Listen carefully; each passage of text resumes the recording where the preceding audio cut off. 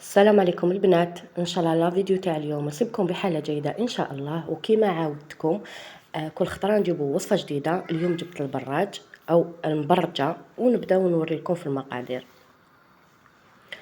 فوالا البنات، هنا كما راكم تشوفوا، هنا راني حاطه 3 كيلات السميد موايا هاولي كما راكم تشوفوا فيه عفوا. عندي مغرفه سكر، عندي نص كيلة فرينه، عندي 3 كيلات سميد كما قلت لكم ونص كيلة فرينه، عندي كيلة ليدان، نص سمن ونص زيت، عندي قرفه، عندي مزهر، عندي الماء، وعندي الغرس تاعي، وعندي الزبده باش نخدم الغرس تاعي ونبداو نخلطو على بركه الله.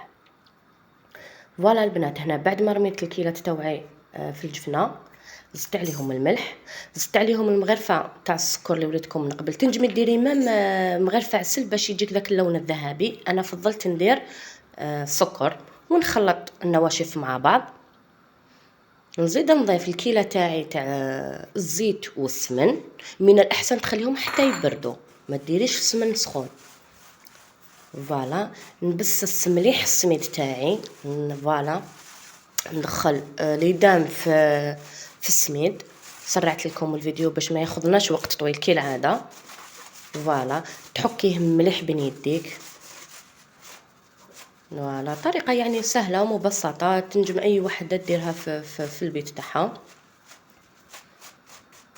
فوالا كيما راكم تلاحظوا هكذا نحك بيديا مليح، ومن داك نفتحها بصبعتيا كيما راكم تلاحظوا. هنايا البنات كي ديري كريه بيدك تشوفيها ما تفتتش، اعرفي باللي القوام راهو هايل. هنا ناخذ الماء تاعي اللي وريته لكم من قبل في الكاس، زدت له شويه مزهر، مخلط مزهر، ونشد لم العجينه تاعي كيما سبق من قبل نهار درنا محكوكه الطاجين. كيما عاد نقول لكم جامي تعركوها. فوالا شوفوا كيفاش ديروها بيديكم، فتحوها بصبعتين يديكم ومن بعد تلتملكم بالعقل. فوالا يعني تبعوا برك الطريقه اكيد راح تنجح لكم. فوالا البنات، هنا بعد ما لتمت لي العجينه تاعي كيما راكم تلاحظوا فيها هياك.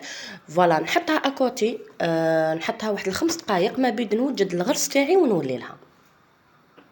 فوالا البنات تاعي عفوا فوالا البنات، هاوك الغرس تاعي. هنا ضفت له مغرفه زيت كيما راكم تلاحظوا، ضفت له شويه قرفه، واكيد من قبل كي تشريه فتتيه وحده باش اذا ما صبتيش لداخل العظم. كاين اللي يجيب العظم فتتيه قبل وحده ومن بعد نوضي تخدميه.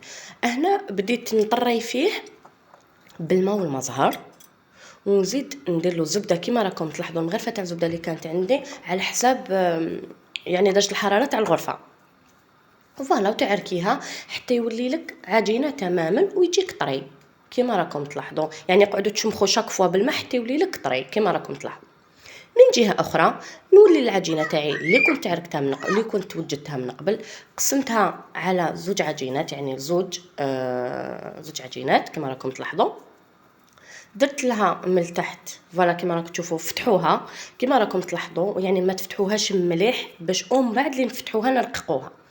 نزيد نشد الغرس تاعي من جهه، نزيد نفتحو، يعني يكون المقاس تاعو قد العجينه الاولى هكذا، باش كي نحط وحده فوق وحده يجوني قد كي نحط طبقه على طبقه يجو سوا. فوالا البنات كيما راكم تشوفوا راني نفتح في الغرس تاعي وجاني ساهل ماهل كيفاش فتحته، راهو طريكي العجينه ما يلصقش، يعني راهو الله يبارك. فوالا نزيد نحيه للطرف، نزيد نجيب العجينه الدوزيام. فوالا نزيد نفتحها كيما العجينه الاولى كيما قلت لكم. خلوها معليش الا كانت تخشينه، المهم يكون يعني الدور تاعها كيما العجينه الاولى وكيما الغرس تاعي. فوالا نجيب الغرس كيما راكم تلاحظوا بالصاشي هكذاك نحطوه فوقها، نزيد نجيب العجينه دوزيام. فوالا ودوك هكذا نبدا نستوي فيها، نعاود نفتحها بالحلال. فوالا كيما راكم تلاحظوا. فوالا يا البنات، هنا بعد ما زدت فتحتها وحليتها اقسمتها كل وحده وكيفاش. وكاين اللي عنده طابع، انا طابع ما كانش متواجد عندي، يعني قسمت عيني هي مزياني. وكيما راكم تلاحظوا من جهه اخرى حطيت الطاجين، يعني ناقص الفرنو بزاف، يعني نار هادئه جدا باسكو بالخف الطيب. ولا كيما راكم تلاحظوا راني حطيت الحبات تاوعي، وكي تقلبيهم قلبيهم بالسياسه هكذا باش ما تتفتتلكش تجي بزاف طريه. ان شاء الله تنال اعجابكم تسيوها اكيد، وان شاء الله ما تندموش عليها. فوالا البنات كما العاده دوك هنا توجد وطيب، ونتلاقاو ان شاء الله بعد ما طيب ان شاء الله نوريها لكم. فوالا يا البنات، كما قلت لكم ما تنساوش الفرنو يكون بزاف نار هاديه. فوالا البنات، هايا كان بعد ما وجد لي البراج تاعي او المبرجه، يعني كل واحد كيفاش يسميها، ان شاء الله تعجبكم وتسيوها وما تندموش عليها، والى الملتقى.